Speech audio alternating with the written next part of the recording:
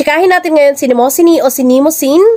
Different pronunciations but we're talking about the same Greek character. Si Mnemosyne o si Mnemosyne ay ang goddess o titaness na kailangan natin sa mga panahong ito because ang dami ko nakikita na interviews na may mga taong nakakalimot sa mga bagay-bagay.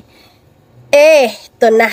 Baka kailangan na nating magtawag ng mga gods and goddesses. Charing. Ang parents ni Mnemosyne ay sina Uranus at Gaia. Si Uranus ay ang personification ng sky at si Gaia naman ay ang personification ng earth. One day, nagchichika-chika sila, meron silang ginagawang something-something.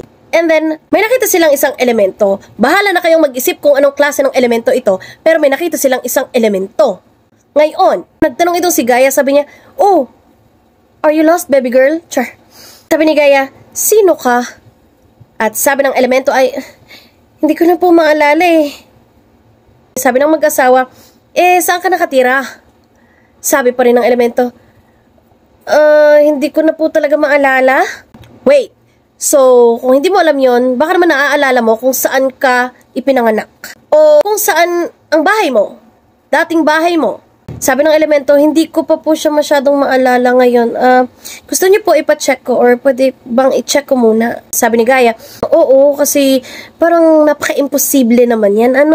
Baka ikaw yung character doon sa Amnesia Girl." Sure.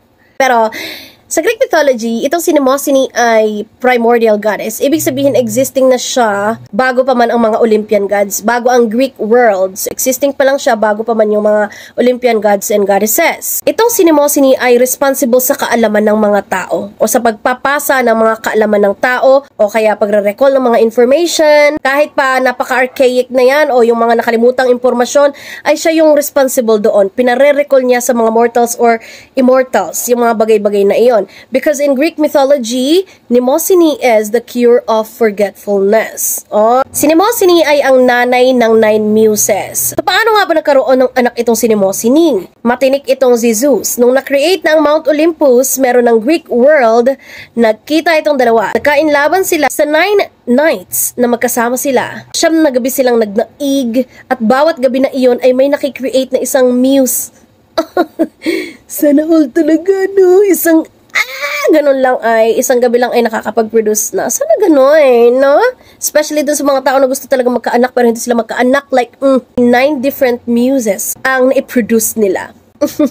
Sana oil, no? Isang gabi lang, meron na silang supling na di makapag-iisa at makapag-iisa. Ilan doon ay muse of music, muse of sports, muse of tragedy. Basta meron silang iba't ibang representations. Pero ang humuhulma talaga sa kanila ay itong kanilang mudra bells na si Mnemosyne. Si Mnemosyne ang namamahala sa kung paano nila i-memorize ang dance steps, poems, and others. So halimbawa, meron diyang mga nakakalimot sa kanilang mga utang-utang. So, pwede niyong tawagin si Mnemosyne na, "Uy, iparecall mo naman dito sa taong ito na magbayad na kasi how many years na?" Tapos ipatanong mo na rin kay Mnemosyne kung kanya na ba yung inutang niya o ano ng status, di ba be? The name Mnemosyne or Mnemosyne is from the Greek word mneme na ang ibig sabihin ay memory or remembrance.